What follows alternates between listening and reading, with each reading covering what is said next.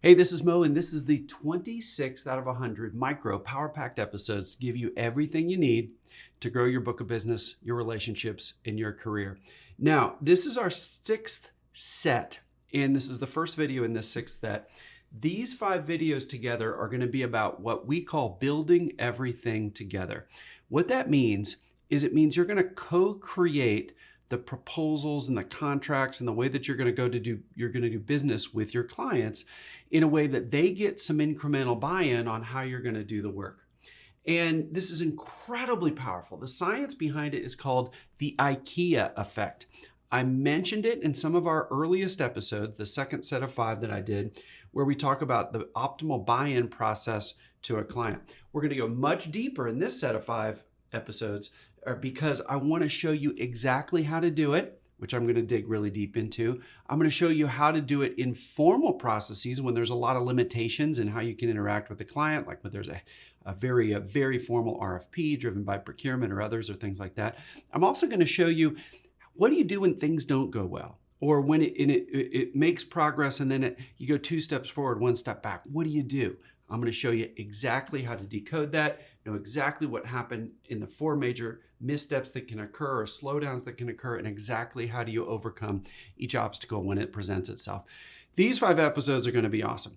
So here's the main thing you want to know, and that is what's the optimal way of using the IKEA effect with your clients. Now remember this, you're going to engage this technique once the client's interested in exploring the idea of how they'll use you. So remember when we talked about in much earlier episodes, if you haven't gone back and listened to episodes 6 through 10, go back and do that. That's all about the optimal buy-in process, where we want to listen and learn and hear from the client, much more than that back there. We're going to create some curiosity about how we conceptually could help the client, much more on that back there in episodes 6 through 10. And the next step is there's a transition at some point when we've learned what they need. They've learned what we do. Those are the first 2 steps, essentially. And then it comes to a juncture. You can prompt that if you say something like, hey, would it be helpful to explore how we might work together to solve this exact problem? You can come up with your own flavor of that. You can use the context of the situation to tweak it. But the fastest way you're going to get to building everything together is to ask to move to build everything together. Other times, the client, the optimal buy-in process that I described back in episode 6 through 10 are so powerful, many times the client will pull you into it. Hey, how much does it cost to do something like this? Hey, how long does it take to do this? Hey, how would you suggest we approach this? If they asked to move you into building everything together, that's even better. That's when you should move into. So, science of IKEA effect. It says, and this is by Michael Norton at Harvard, literally like an all-star team of researchers. And what they found is that, in general, people buy into what they help create, and they view their own work on par with experts. Much more in the actual peer-reviewed research. I'm actually going to link to that down in the description below. I've done that once before.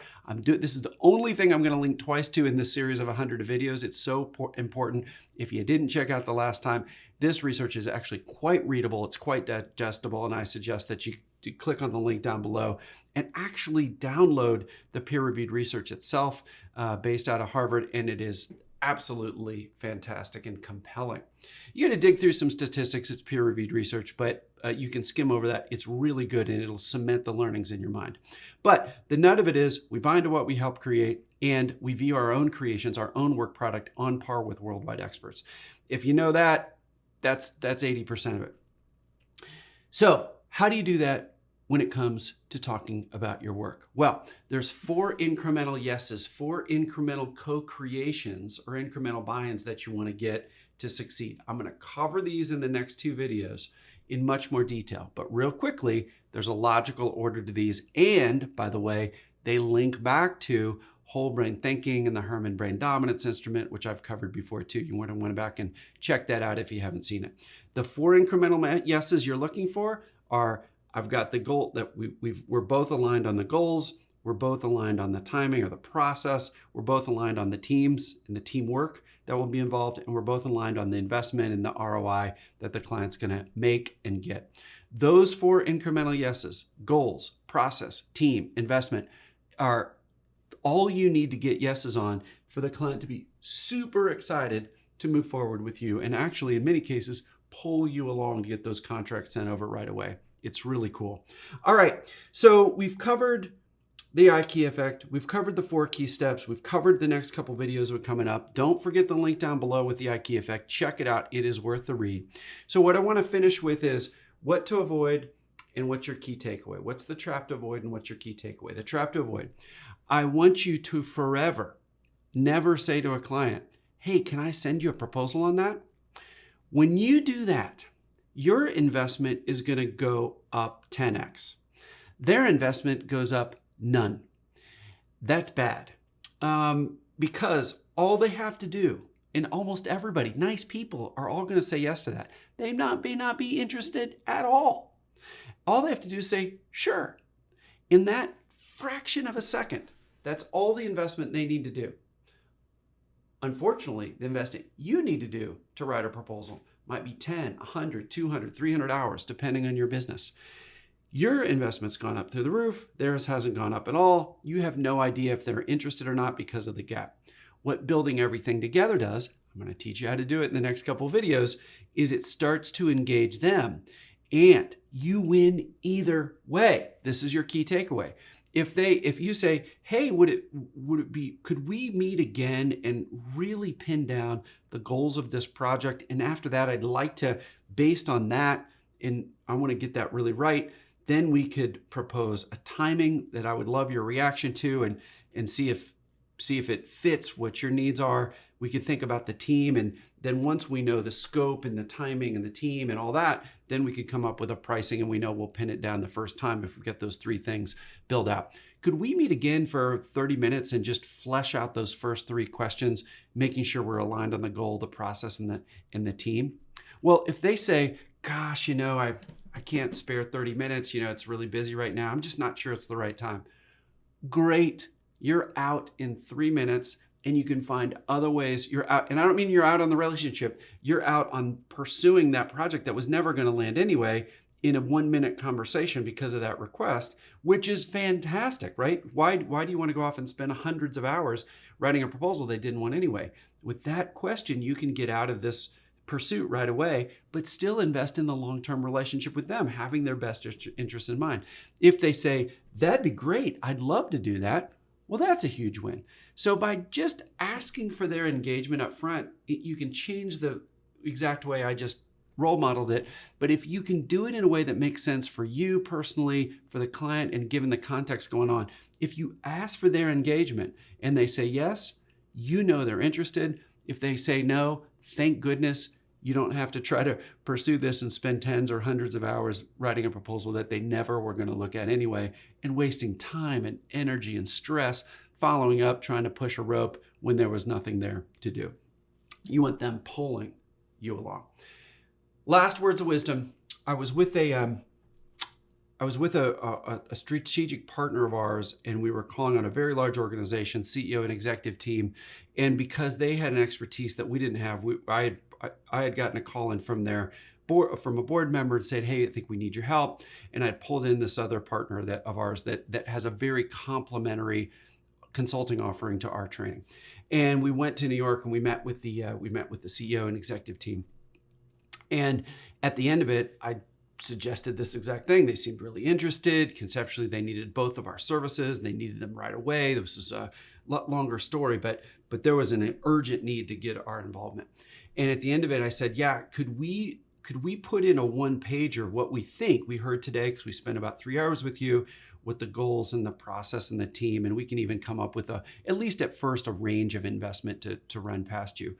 Would you be willing to review that? And we're going to get it maybe 80% right. We're going to need your help to finish this, because there's some nuance here we're not going to be able to pick up in this, just the 3 hours we spent together.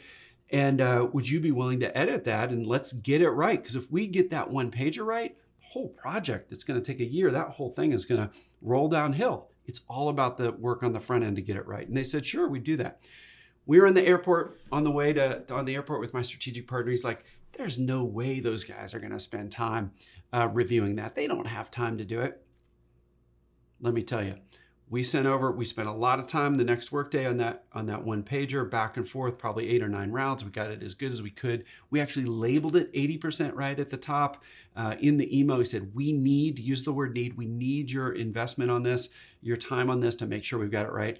Every single person we met with made independent edits to the Word document. We used track changes. We went around and around 4, 5, 6 iterations to get it perfect. They spent hours on this and they loved it. And let me tell you, the whole project, there was a lot of work to do all over the world and training hundreds and hundreds of their experts, but the work went amazingly well. We had an amazing impact on that organization that people there still remember today, getting close to 10 years ago. And they engaged in the Building Everything Together project. Now, this is the longest video I've taped so in this series. So I hope this was helpful. But what I want to tell you is the moral of that last story is it doesn't matter the role. It doesn't matter the title. It doesn't matter the level of the person in an organization. If working with you is important to them, they will engage in building everything together. If working with you is not important to them, they will tell you they don't want to engage or they'll show through their actions if you ask. And that tells you everything. Don't judge people on their words, judge them by their actions. And if you engage this idea of the Building Everything Together process or the science called the Ikea Effect, you will have massive success because you get out, you quit pursuing. If they're not engaging, they were never going to buy anyway, and you're not going to waste their time. You're not going to waste your time. But if they engage, you know you've got something really meaty and you're going to have the impact that you want to have. All right, in the next couple of episodes, don't forget, I'm going to show you exactly how to engage in those 4 big yeses you want. I'm going to show you what to do in formal processes that have limited access to the client, like working with procurement, RFPs, things like that. And I'm going to show you what to do when you have trouble. So we'll get to those things next. Here's the last closing, and you know what it is. As with all these lessons, all these videos, I hope this helps you help your clients succeed. Hey, it's Mo, and this is our 27th out of 100 micro power-packed episodes, giving you everything you need to know to grow your book of business, your relationships, and your career. This is the second episode in our 6th set, talking about building everything together, leveraging the science, mental heuristic called the Ikea Effect. Now, in the last video, that was the longest one I've taped to date. It was like 12 whole minutes. It's funny because most podcast episodes are like an hour, and I'm worried about a long episode at 12 minutes in this series. But I really laid out the overall construct and the science behind engaging your clients in the proposals you will create for them and with them in the science called the Ikea Effect. So go back and listen to that if you didn't get it. In this particular episode, I'm going to drill deeply in the first 3 incremental yeses you want to get: the goals, the process, and the team. And I want to show you exactly how you do this. So there's a couple versions of this. When projects are really easy and short and clear, sometimes you can go through these first 3, and even the next one on investment or the amount they'll pay you, sometimes you can do that in a short call. For some of our trainings where somebody's worked with us before, or they know what we do, or it's really clear what we're going to do, it's one-on-one coaching or something really confined to a box. And we have common pricing across all our clients. So pricing is super easy. You can just look on a table and see what it is. Sometimes you can get through this honestly, probably the minimal is like a 5-minute conversation. And that's where it would go something like this. You'd say, gosh, Jane, it seems like the goals for this training are to help your account management career. We've worked with a lot of your experts, but you've got this standalone account management function, and it sounds like you like to get them aligned with what all the experts have already learned through Grow Big Training over the years. And you just want them to have a common vernacular, but you want them to go through the entire training given their clients so they can not only grow those clients, but retain them. Is that right, Jane? That's exactly it. Okay, boom, check the box. You got the goals pinned down. Okay, well, what the way this was normally work, we can probably set together something in about a month. We already know each other really well, but we'll have to go through staffing and we'll have to figure out the perfect facilitator for you, given your industry. I'd like to use so-and-so because they worked with your experts before. So my guess is it's pretty easy. We could circle back on staffing in the next day or two. So-and-so is going to check in on that for us. How about we just circle back and let you know if he or she's available, and if so, I think we've got that box checked. But if they're not, we could either flex dates or flex people. What would you prefer? Oh, you'd like to have him or her do it. Okay, good. Well, then let's flex the process a little bit based on when they're available. And then of course, that also gets into our team. We know exactly who we're going to do it. Since we're going to implement some coaching on this, I'd like to have a coach attend the training with them. Do you want to meet them, or would you take our word for it that they're going to be great for you? We've got a great body of coaches that already know your industry really well. Okay, you trust us. Okay, on that one. That's totally cool. Well, good. And then the person leading the training that you know really well, they'll be able to bring them up to speed too, and they'll be sitting in on the training. So by the time you get to coaching after that, they're going to be fast friends with all your people. So that all sounds great. And the investment that we charge, it's a little more than it was 2 years ago when we did the last training. It's now X and it costs Y, and you can add Z more people to it for another price. Does that sound good to you? Yep. Okay, great. So I just role modeled that. But my point with all that was for things that are crystal clear, that might have taken 5 minutes to hear her answers, to flex a little bit. But you see what I'm doing? I'm trying to get verbal tick marks, yeses, for the goals of the project, for what the timing is, for who the team is, and for what the investment would be. So for real cut and dried things, you just do it verbally. The key difference, though, that I want you to avoid is you go off, make a bunch of assumptions about what he or she wants, and send it over in a formal proposal. That doesn't work because for two reasons. One is people buy into what they help create, so that they see it for the first time. Maybe you had to make assumptions, so some things are right, some things are wrong. And here's the thing, the second thing, even if it was perfect, we as human beings want to add value. We want to be helpful. So the irony of a perfect proposal, let's say you made 10 assumptions, every one of them was right. Well, the only way that person can add value is to poke at it. The second thing you wrote on page 3 is all this. Plus, proposals take a lot of time. There's a third reason not to do it. So all those reasons combined, it's so much faster for them. It's so much faster for you. And they love the process more if you build everything together, co-create, engage the Ikea effect. So that's a shorter version. For a longer version, if it's sole sourced, I'll get into more formal processes in 2 videos from now. But if the work you're doing is sole sourced, or it potentially could be, or at least you're talking to the client about it and you're starting to shape even what an RFP would be, but you're having a conversation with the client about what the work could look like.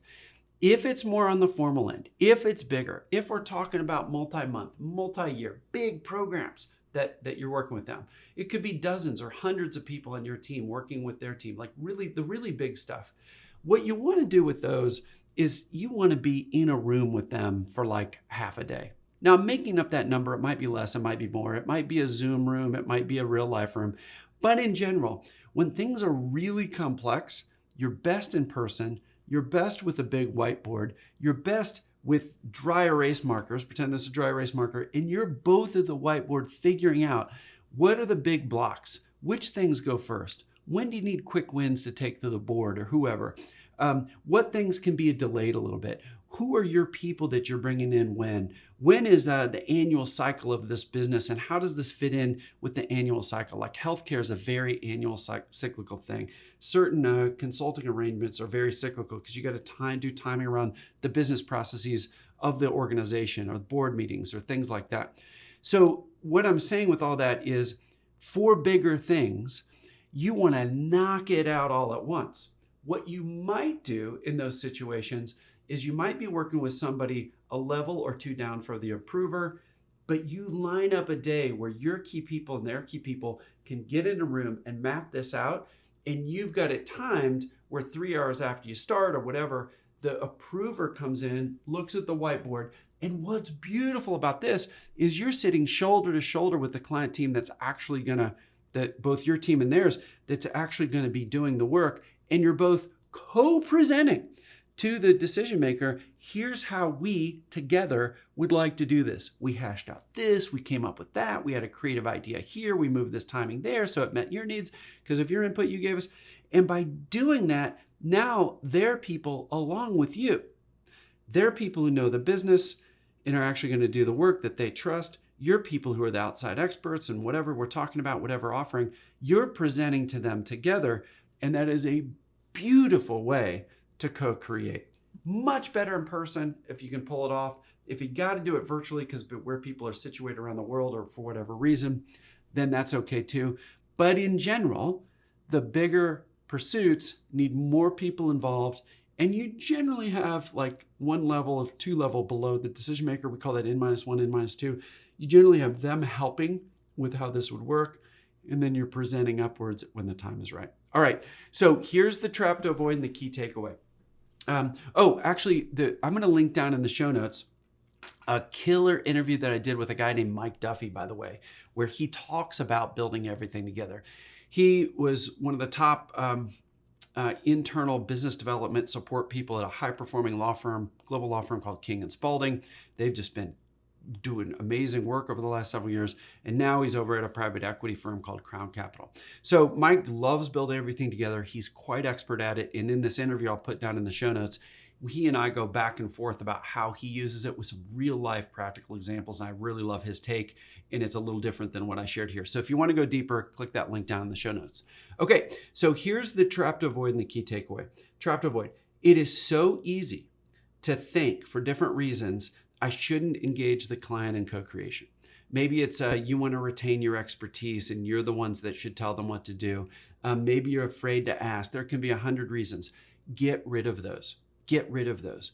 The key takeaway, I want you to leave this, is that if this is important to the client, the bigger it is, the more people that have to say yes, then they will engage. They will engage. And not only will they engage, they'll like the output better. And here's the thing, you're going to be able to show your expertise much more powerfully in a live setting.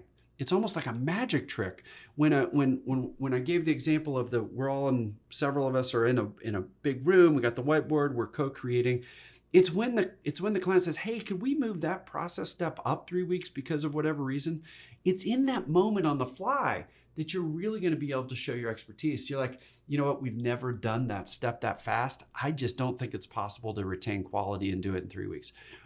It's the off the cuff answers where you show your expertise the most. If you write up the whole proposal and then you send it in, it's impressive, but they don't know the work that went in it. And you might have had to phone a friend to get an answer, right? Like your expertise isn't on display as much when something has been done without their involvement versus when something happens right in front of their eyes. That's another reason you want to do building everything together. Anyway, there's a million reasons for it, but whatever, the key takeaway is in the trap to avoid is if you have something in your way from trying this out, get rid of it, try it out. This stuff works. All right, that's the end of this episode. As with all these, I hope this episode helps you help your clients succeed. Hey, this is Mo, and this is the 28th out of 100 micro power-packed episodes, giving you everything you need to know to grow your book of business, your relationships, and your career. I hope that you like that opening because you're going to hear it like 75 more times. Okay, I'm starting to get giddy over here. Hey, here's what we're going to talk about today. We're going to talk about building everything together. This is going to be a little shorter episode, but I want to build on the prior 2 episodes where 2 episodes ago, I gave you the framework and the science behind the Ikea Effect. In the last episode, I shared the first 3 incremental yeses that you want to get with a client as you co-create, as you get their involvement, their engagement, their enrollment using the Ikea Effect.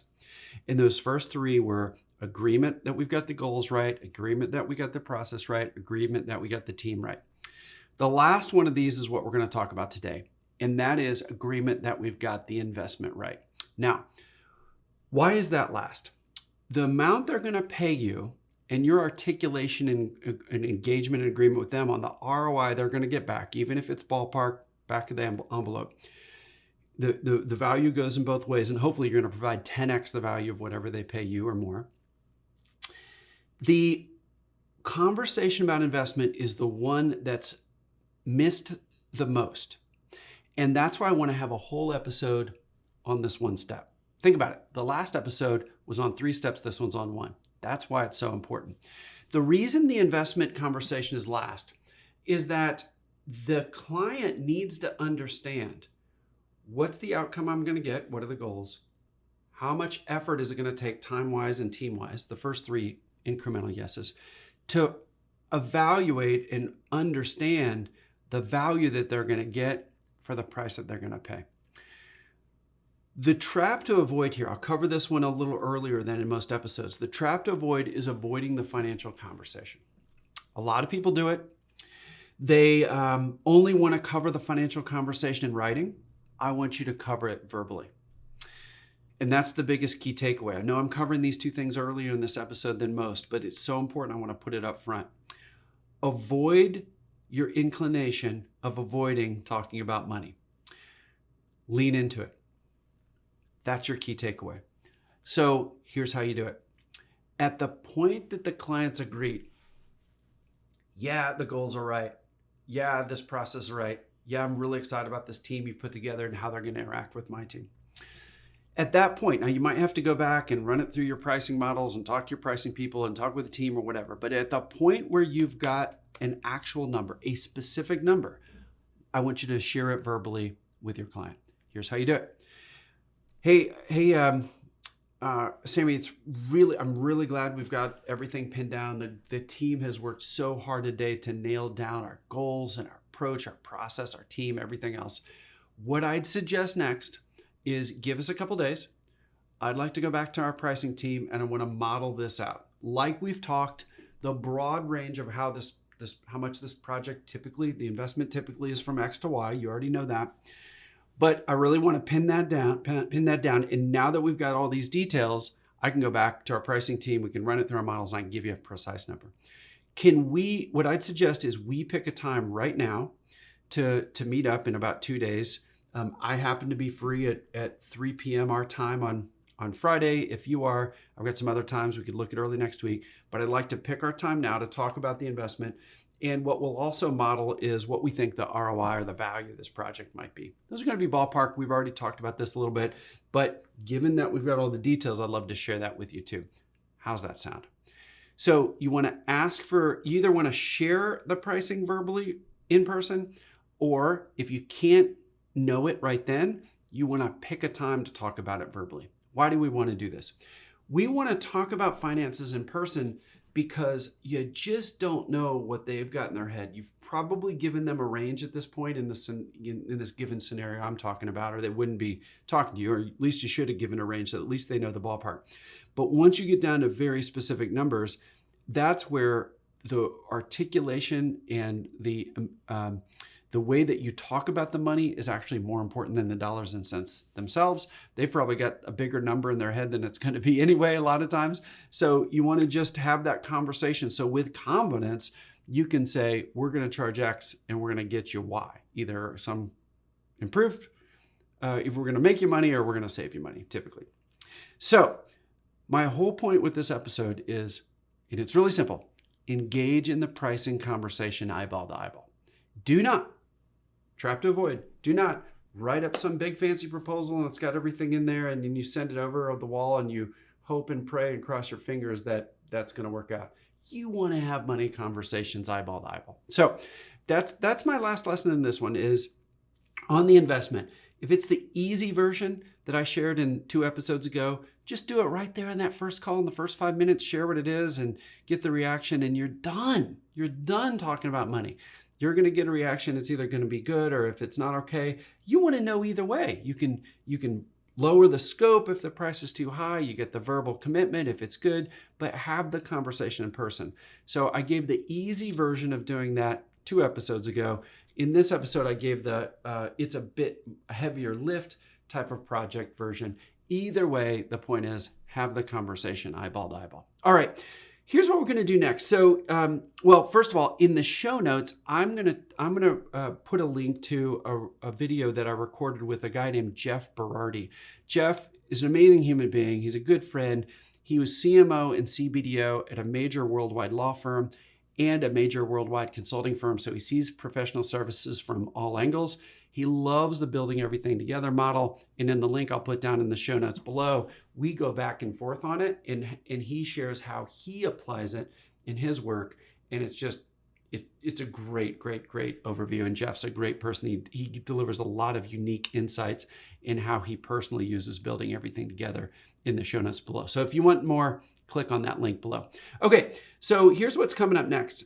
In the next video, I'm going to talk about formal processes. A lot of people say, oh my gosh, I can't use build everything together because all the processes that we have they put out to bid because we work for a governmental agency or a quasi-governmental agency, or this client just does it all the time or whatever.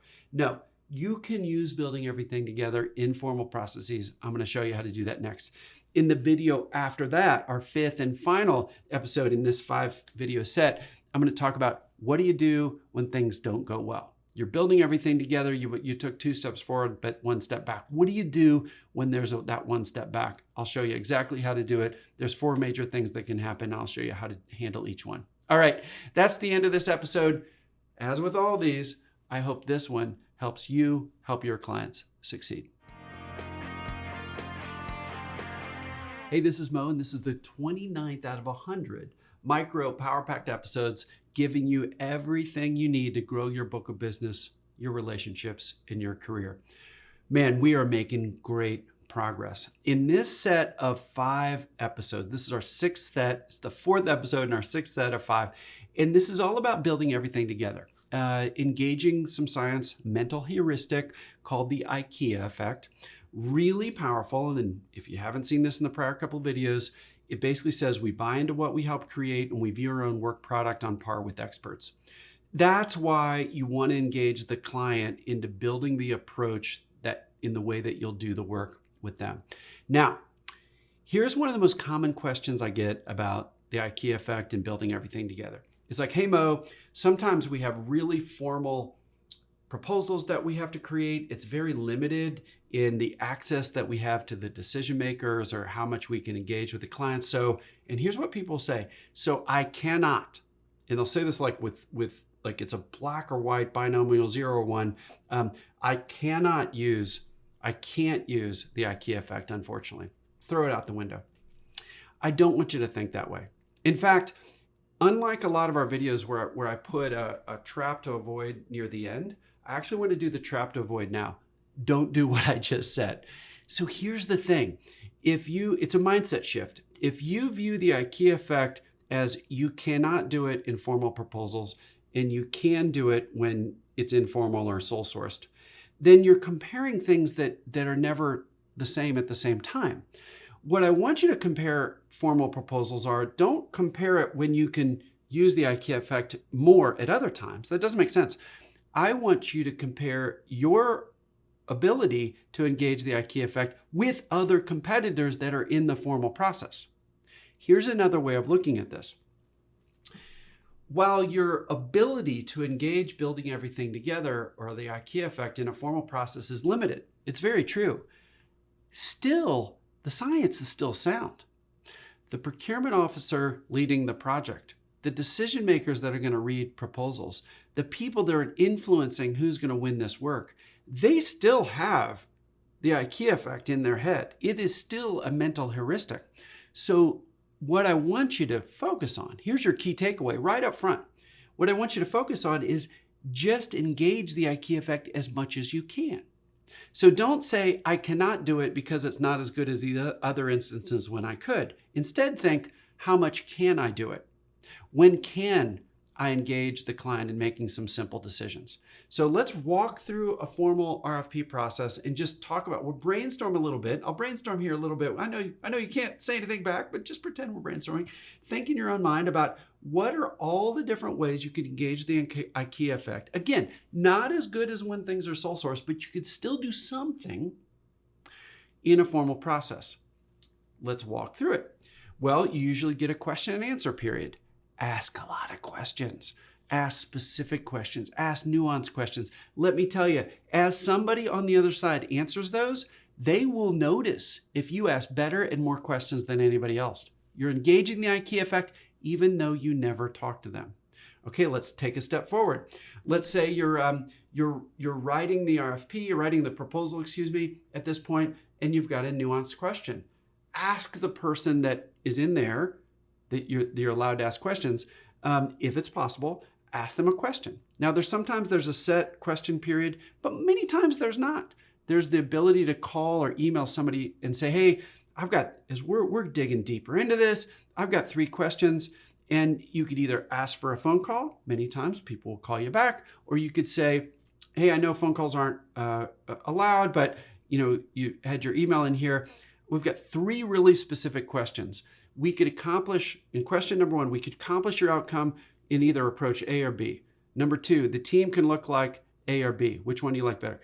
The pricing model could be A or B. So I'm making those up, but really specific questions that where you don't ask anything open-ended that the person doesn't quite know what you mean. You basically say, hey, we could accomplish your goals, but there's 2 ways. Think of it like it at the eye doctor. When you're going through all the things. Is A better or B better? Is A better or B better? Make it really simple like the eye doctor does. Is this better? Is this better? Flip, flip, flip, flip, flip. And give them a really simple yes or no question or A or B option.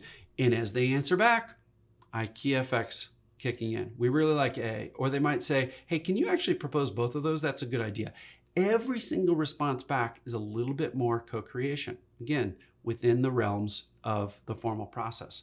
Another way, as you actually write the full proposal, one effective technique I've seen a lot of our clients do after we suggest it is you give exactly what the client asked for. You've got to start with that. One of the most annoying things for people that write RFPs is when they get something back that they didn't ask for.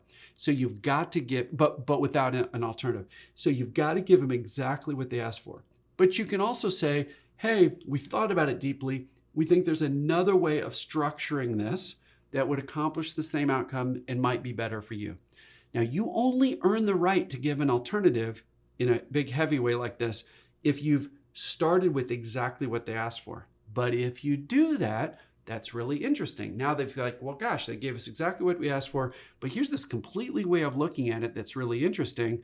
Ikea Effect's kicking in. That's going to drive internal discussions, internal meetings. Which one do you like? They've gotten creative. They're trying to be helpful. That's a way to do Ikea Effect. Another way, my final way, I'll leave with this, is in the finalist meeting itself. So if you do these things all the way through, or for whatever reason you end up in the finalist meeting, that is an amazing place to ask some, do you like A or do you like B kind of questions. Now you're down in the details, you're quite nuanced, they've liked what you've had to say, but I guarantee there's still 100 decisions to make. Engage the client in some of these fine-tuned details. Think with empathy. Think how you can help them more than what they've asked for. Think of little extras you can offer that can bolt onto this project at no extra charge. Think of every single thing you can do to add more value to them that would require an A or B or a simple decision. And then you can engage some of those questions in the finalist meeting. And I'm telling you, those incremental buy-ins will be every time they incrementally say, yes, I really like that. That's a good idea. We didn't think of that. Every one of those little decisions is another step forward into choosing you. So I'll finish with some of the things that we talked about. But first of all, I want to tell you there's a link down in the description. So one of my favorite clients I've ever worked with is with an organization that provides fertility services for large organizations, helping people have babies that they want to have when it's really difficult to have. Now that's a pretty cool offering, right? And one of their senior leaders is somebody named Brent Atkins. Brent's one of the senior leaders. It's at the organization is called Progeny. They do amazing work helping families have babies that couldn't have babies before. And Brent, in this video I'm going to link to below, he's talking more broadly about a whole brain walk around, or how do you engage a client in all the 4 major ways of thinking. But you're going to see a direct application to building everything together. It's not exactly what we're talking about here, but because this topic in formal proposals is a little broader, and you got to be a little bit more creative to engage the IKEA effect, I thought that would be a good link to put down below to hear Brent talk how he uses a whole brain walk around in general. So this is going to be a little bit broader than really specifically what we're talking about here. But I think if you watch that, if you want to go deeper, watch that, because you're going to get some broader ideas on how to engage different thinking styles in a way that might give you ideas for how you can use the IKEA effect in formal proposals. So anyway, that's down in the show notes. All right, so key trap, or the trap to avoid and the key takeaway. Trap to avoid, don't forget, do not compare formal processes against informal processes and just say, I cannot do it because I can't do what I can do over here. That's the wrong comparison. It doesn't even make sense. Compare yourself against your competition. Say, here's the question to ask. How can I engage the IKEA effect more than my competitors, given the formal process that we're in right now? That's what's going to be the winner for you. So avoid comparing it to other less formal situations. And your key takeaway is really think about how, within the realms of this particular formal process, how can we engage the IKEA effect? It's worth a 20-minute meeting with your team just to talk about that. Think of it like a business process. Start with the Q&A in the beginning and go through the finalist and post-finalist meetings that you'd have, assuming you made it, and think, where are all the ways we can engage the IKEA effect? That is what's going to unlock you and give you the winning strategy that you want. It's interesting. You're really smart. You're going to come up with the best solutions and all that. So is your competition. I think a bigger differentiator is how you engage in the process many times than actually the proposal you write. I think that's sort of interesting. So I'll let you linger on that. All right. I hope you enjoyed this video. As with all these, this is a big, heavy one in this section, but this is really important. I hope you enjoyed it. And as with all these, I hope this one helps you help your clients succeed. Hey, it's Mo. Groundbreaking moment. This is the 30th of 100 micro power-packed episodes giving you everything you need to know to grow your book of business, your relationships, and your career. Hey, our progress bar is moving right along. This is the 30th of 100. We're 30% of the way. Man, is there a lot of content in these videos. I hope you're enjoying these. This is our fifth video on building everything together. This is our sixth set to get us to 30. And in the prior 4 videos, I outlined the power of the IKEA effect. We buy into what we help create. We view our own work product on par with worldwide experts. I talked about the 4 incremental yeses you want to get a yes to move forward with a client, how you use that to shape and build a formal proposal. How do you use the IKEA effect in quite formal situations with procurement involved, very formal RFPs, things like that. In this video, I want to talk about the 4 things that can go wrong. So let's say that you're in what to do about them. Let's say that you're in process with discussing how to work with a client. They're really excited. You think you're almost done. You're at the finish line. You're ready to get this signed. Change happens. Something goes wrong. Well, there's 4 major things that can go wrong. And these, by the way, align with the 4 incremental yeses that you want to get. The first one, priorities change. Let's say you're really close to the finish line, something big happens. The company you're working with has decided they're going to acquire in a merger or close to merger equals something else. Boy, everything's put aside, right? New CEO is going to come in. An activist ousted the last CEO or got the last CEO let go, and there's a new CEO come in. So all priorities are on hold. Lots of things. Could be an industry change. It could be a pandemic. It could be all kinds of things. But when priorities change, the goals you had set before don't make sense anymore. Hey, we thought this was number 1 on our list. It's now 72. So that's problem number 1 is priorities change. What you can do, go back to the client and say, okay, got it. A pandemic started or whatever. Let's talk about what goals make sense now. What you want to do is get into a conversation that there's 2 outcomes. One is you either change the goals of the work you're going to do, maybe you bring it down, you descope, you come down to something smaller and faster and lighter that keeps things moving forward. Maybe you delay and you say, when would a timing make sense? So one option is to keep moving forward, but you change something around the goals. That's option one. Option two is if that doesn't work, you fall back to, okay, well, what would have to happen that makes sense for us to get started again? So option one is you're still moving forward, but something's changed at the goals. And then, of course, that's going to ripple through the other three decisions we've been talking about. Option two is if that's just not possible, then you say, well, what would have to happen? What's the trigger in the environment that if that trigger happens, then we're good to go again with the old scope? Either way, you win.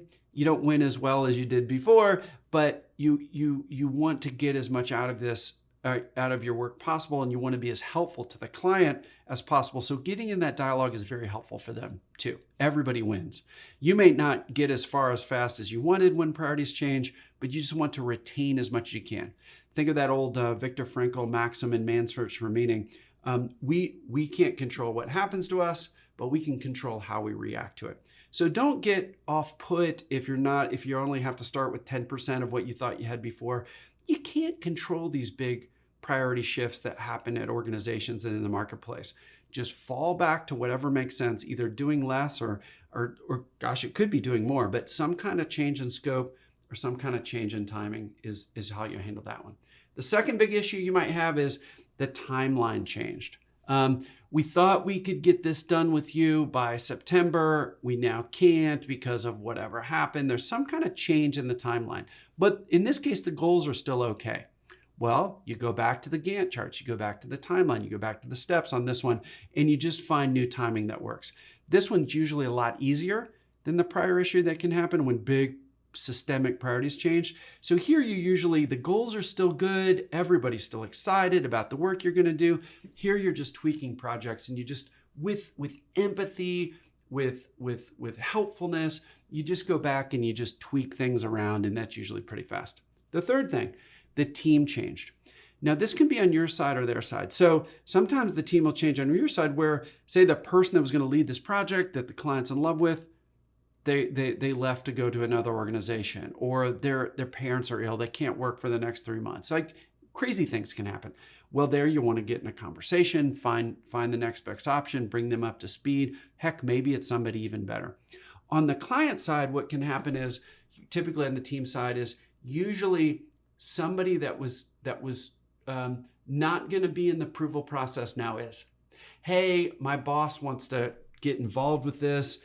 She says this is really important and didn't know this was going on, or now this has become more of a priority for her. She wants to get involved. No problem. Handle that with grace. What happens at that? The solution is you'll usually now co-present the entire proposal and how you'd like to do the work to their boss in this case, or to some other decision maker that now wants to be involved. And it usually goes pretty fast because you're co-presenting that with somebody that they trust internally to the organization. The key step here is you might say, hey, we were really close to getting started. We think we have something really good here, but this is the words you want to use. We really need your help. We're glad you're involved. Invite them in with grace, with excitement. Invite them in. Say, we're really glad that you want to check this out. We would love any feedback on what you would improve. Or you might even say, we think this is about 90% right, but we need your help to get it across the last 10%.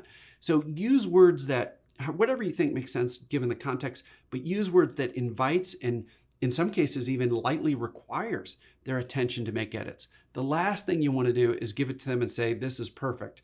They want to add value. They want to be helpful, and they've actually inserted themselves in the process. So give them a role in the final approval. Make it easy, but also give them a role to tweak things to get it across the goal line. All right, so that's the team. The fourth thing that can go around is something around finances. So in this case, the goals are so good, the process is still good, the team's still good. Something changed economically. The price of oil went up and budgets are frozen. There's going to be something that we just got a message from the CFO. It's in October. Our fiscal year ends at the end of December. We can't spend any more money.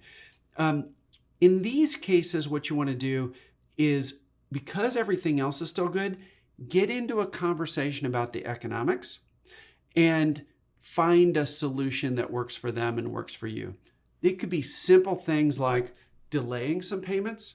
We're still going to start at the normal time, but we'll defer some in our cost structure. We'll defer some of the invoices to January 1 to help you get into your next fiscal year. Or there could be a lot of financial arrangements that can be tweaked. Basically, you want to engage in that conversation, say, gosh, we're all bought into the goals of this and the outcomes and the process and the team. We've got the team lined up. Everything's ready to go. What you want to do here is try to keep the rest of the project on track, but somehow modify the way the payments are made in a way that works for them. And that could be a million solutions. You'll have to get into it, but it could be a million things. So get in just with grace and with thinking through the numbers, try to figure out a way where you can flex on your side and they can flex on their side to make the timing of payments and the size of payments and all those kind of things still work for everybody, but still get the project started and get the outcome completed in the time frame that you've all got excited about. So that one's really more pure. A lot of times it's timing of economic payments because all the other things in this scenario are still good. So those are your 4 things that can go awry. The priorities or goals shifted, the timing shifted, something about our team or their team shifted, or the economics somehow shifted around. But all those, what I want you to do, well, let me say this, the trap I want you to avoid is to get discouraged. This is all about expectations. I thought it was here and now it's half of here. So a lot of people are going to, oh my gosh, what am I going to do? Don't do that. These kind of things come up. You can't control what happens to you, but you can control how you react. So decode which of those 4 are the issue.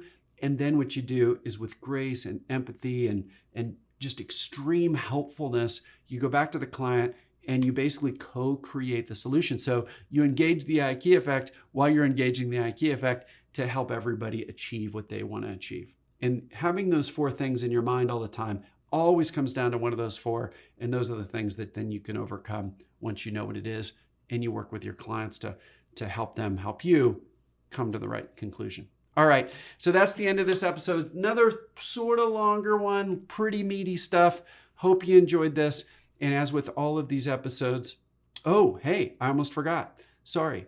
I've got a killer next step for you. So one of my favorite consultants I've ever worked with is named Debbie Mormon. Debbie is amazingly brilliant at all this stuff. She uses the build everything together model all the time, works at Willis Towers Watson or WTW, and leads at the time of this taping all their healthcare work in North America on the consulting and the brokerage side, if I remember right. Incredible growth leader, uses building everything together all the time to a level that very few of my clients have ever seen